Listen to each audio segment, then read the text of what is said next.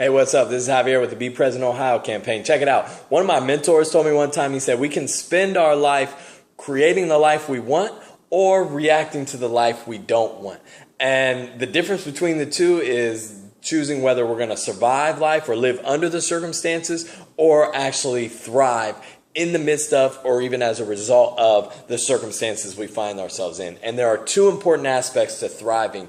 And those two aspects to thrive, how to thrive in the midst of our circumstances or even as a result of those circumstances, is number one, having a plan, and number two, connecting with a caring community. So I want to talk about those two things with you real quick. It's important that we have a plan. If we know where we're headed and we know what our goals and aspirations are, then even if there's obstacles and bumps in the road and things that come along that we didn't see coming, at least we still have somewhere we're headed. At least we can consider how that circumstance and situation that we've just bumped up against, what it has to do or how it can affect or impact the goal, the path that we're on, the journey that we're on. But first, you got to figure out where you're headed, right? And so asking ourselves, what are our goals and aspirations? And some questions that you can consider to help you figure that out is just asking yourself a couple, like, what do I enjoy doing? Like, imagine this, if money were no object and you didn't have to worry about bills or school fees or anything like that, if all your financial needs were met, what would you spend your day doing? And it can't be sleeping all day or playing video games all day or watching TV all day, something like that.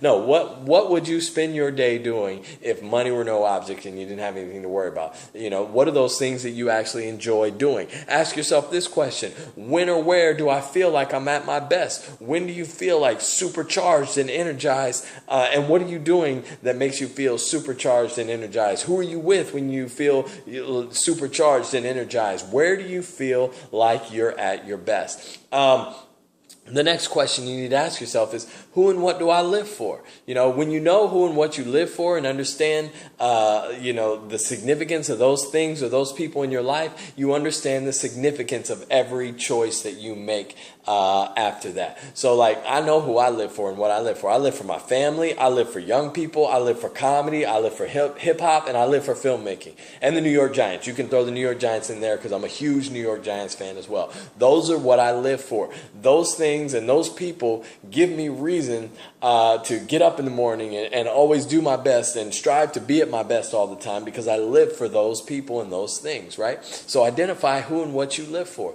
What do you aspire to become more of or better at in terms of your attitude and your actions? Do you aspire to become more thankful, more helpful, more trustworthy? Are you aspiring to become better at exercise, better at self-discipline, better at thanking people when they do things for you, better at keeping your room clean, whatever it is? What do you aspire to become more of or to become better at, right? And what do you want to be remembered for? A lot of times when we ask that question, we're thinking about at the end of our life, but I want to, change the game on it. It's not what do you want to be remembered for at the end of your life. Ask yourself, what do you want to be remembered for at the end of each day? When you wake up in the morning, you should ask yourself that question. What do I want to be remembered for today? When you walk into the classroom, what do I want to be remembered for? When you walk onto a stage to perform, what do I or present something? What do I want to be remembered for? If you play a sport, when you're playing that sport or practicing that sport, what do you want to be remembered for by your coaches and your teammate? If you're on a date, what do you want to be remembered for? Constantly consider how you want to be remembered, and then make an effort to create, to make the choices to be remembered for those things. And so that's the number one thing, having a plan.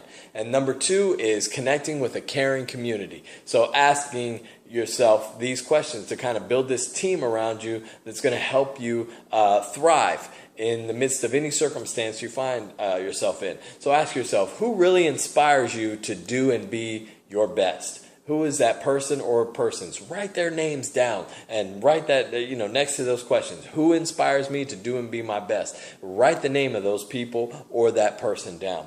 Who is a good listener? Who listens to you when you have a lot on your mind, or when you just need to vent or get some stuff off your chest, or even when you want to celebrate something that you're proud of? Who is the best listener, or who are some really good listeners in your life? And who gives you honest feedback and good advice? Who are some people that give you honest feedback and good advice?